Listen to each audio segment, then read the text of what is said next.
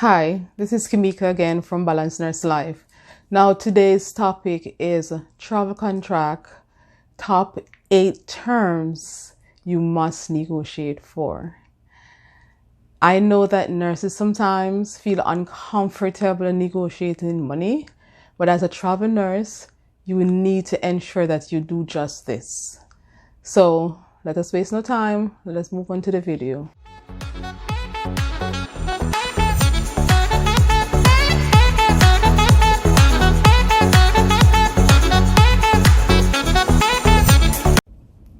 Nurses, have you ever felt uncomfortable discussing terms and discussing salary? Well, in this video, I will explore 8 terms that you must negotiate. You may also wonder, when is the right time to discuss money? For me, the right time is now. Use these terms and negotiate and ensure that you get what you want from your travel assignment. In negotiating early, what it does, it allows your recruiter to know exactly what you want. So when he or she is doing the negotiating for you, then both parties, that's both you and your recruiter, have an understanding as to what you want before he or she accepts an offer for you. Number 1. You need to discuss with your recruiter acceptable hourly wage that you are comfortable with. And this is a must do initially. So forget about feeling as if you are being greedy. Forget about feeling uncomfortable about talking money. Forget about your any hang up you have at all about discussing money. So what is the hourly wage that you are comfortable with? And this you're going to make sure it is something that at the end of tax, at the end of taking out your expenses, because remember, as travel nurses, we are renting other housing facility. We need to buy food apart from our houses that we live in as our permanent home. So when you take out all your expenses, is this enough? So you need to make sure you inform your recruiter from the get-go your acceptable hourly wage. Number 2, you want to ensure that you negotiate for overtime pay after 40 hours is work. It is legally, it is stipulated that after 40 hours, you get overtime pay. But now in the time of COVID, you have a lot of small print out there.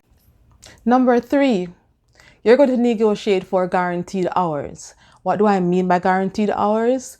In your contract, if you're employed to work 36 hours per week or 40 hours per week or 48 hours per week, you're going to negotiate that those hours that you are employed to work, they are guaranteed to you. They are given to you. And in the event that there is a case where you have, for example, the floor is really overstaffed and you need to be sent home, then you're going to negotiate that you get your full pay regardless of you working or not. Doesn't that sound good? Yep. Number 4, you can negotiate that you're not floated to any other department that you're employed to work.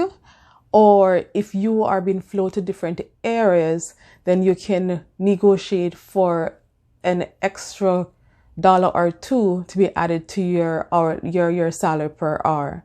Now, at this time with COVID, it is hard for you to really stick out saying that you will not be floated to any other area, but you can negotiate that you can be floated within reasonable terms. You know, not every time an area is short, because you are the travel nurse, you're the one floated there. So you can negotiate that in your contract. Now, as I said before, with COVID, as nurses, we need to be a bit flexible because most places, most units will have COVID patients. So you might be expected at this time to float in between units because of our COVID pandemic. Number 5, you can negotiate for block scheduling. So you have all the time that you'll be working put together. So if you're assigned to work 3 days per week, then all 3 days you'll be working them one behind the other. So you can negotiate for that. The benefit of block scheduling is that it gives you time as a travel nurse. It's especially if you're traveling family, you will have time with your family. If you're not traveling family, then it gives you time to explore. And that is my favorite part, in addition to the money, where travel nursing is concerned. Number 6, you can also request when your schedule is done for you to have every other weekend off. This might seem simple, but some hospital, when you go to work, they will put you where the need is. So you find yourself maybe working part of every weekend, or you might be working 1 day out of every weekend. For example, some hospital, their weekend starts Friday, and you might find yourself scheduled to work every Friday, even when you're off for the weekend. Or you might find yourself working 3 weekends. So if this is an issue with you, you need to make sure that you negotiate for every weekend off. Number 7, you can negotiate now with this COVID pandemic for COVID pay, just in the event that you took ill while nursing for the COVID patients.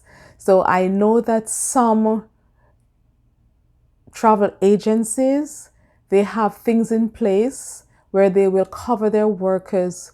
So you have, like, they will say, okay, if you come down with COVID and you're on 14 days quarantine, then you will get your full salary as if you were still working. So we have quite a few travel agencies that have that in place, but it is something for you to mention.